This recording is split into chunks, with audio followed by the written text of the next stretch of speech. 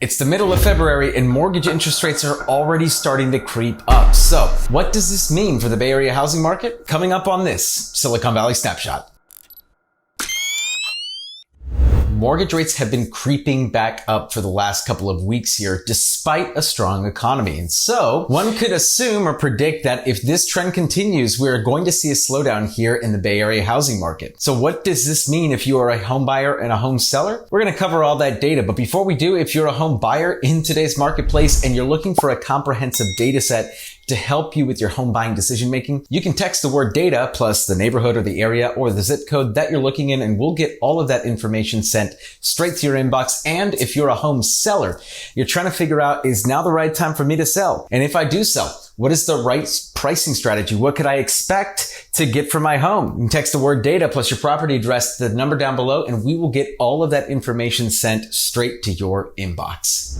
Mortgage rates have jumped up about 50 basis points since the beginning of the month here in February. We're only halfway through the month, and we're seeing signs of the Fed putting a damper on the housing market because we are seeing the same craziness that we have seen in years past this year, and it's starting to feel like deja vu all over again. So we're going to quickly play out a couple of scenarios here that we're likely to see here over the next 60 to 90 days. The first scenario is that rates continue to go up incrementally over the next 30, 60, 90 days. Now, what's that going to do to home prices? Well, right now in the Bay Area, what we're seeing is a really, really low inventory levels. Month over month growth is almost negligible here in the Bay Area, and January tends to be one of the lower inventory months here for the entire year. And so last month over to this month, we're seeing very little growth and massive growth on the pending side of things. In a lot of cases, we're seeing 100% to 150% growth month over month to date. So we're not done with the month yet, so things could change. But right now, things are trending very positively for home sellers, especially because there's a lot more demand than there is inventory, or demand is rising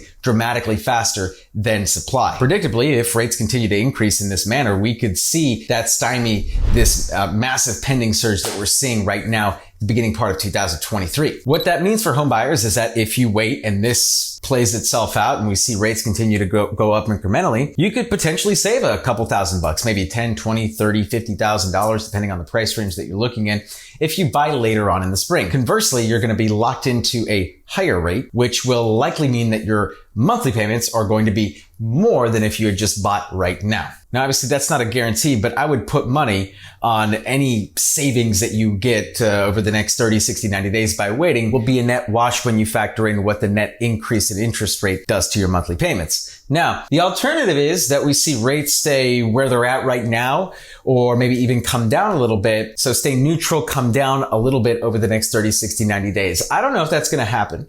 But if that does happen, then we will probably see at that point prices continue to go up in the way that they've been going up. We are seeing right now 10, 15, 20 offers on some properties here around the Bay Area. I have team members writing offers right now on homes where we are seeing very similar bidding conditions to what we saw in 2021 and 2022, homes being bid up 100, 200. I actually had an agent on my team who said the winning offer was over $300,000 over list price. We've danced this dance before, haven't we? Also keep in mind that from the peak of 2022 prices to where we are right now, a lot of buyers in the Bay Area are seeing 15, 20, 25% discounts from that peak in 2022. So the question becomes, how much more will buyers save by holding out? A lot of them are realizing right now that the answer is not much. And that's why we're seeing this surge of demand. And I believe that even if we do see interest rates continue to go up,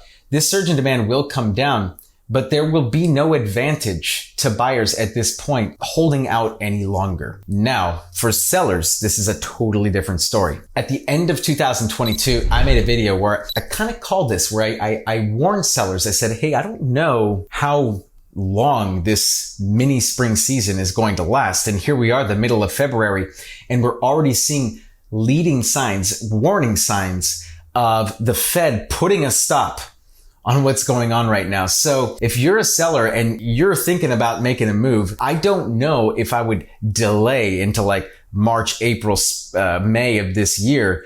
If you're thinking about it, you should be making a move right now. Or holding off and just kind of seeing how everything shakes out, because we don't know what's going to happen here.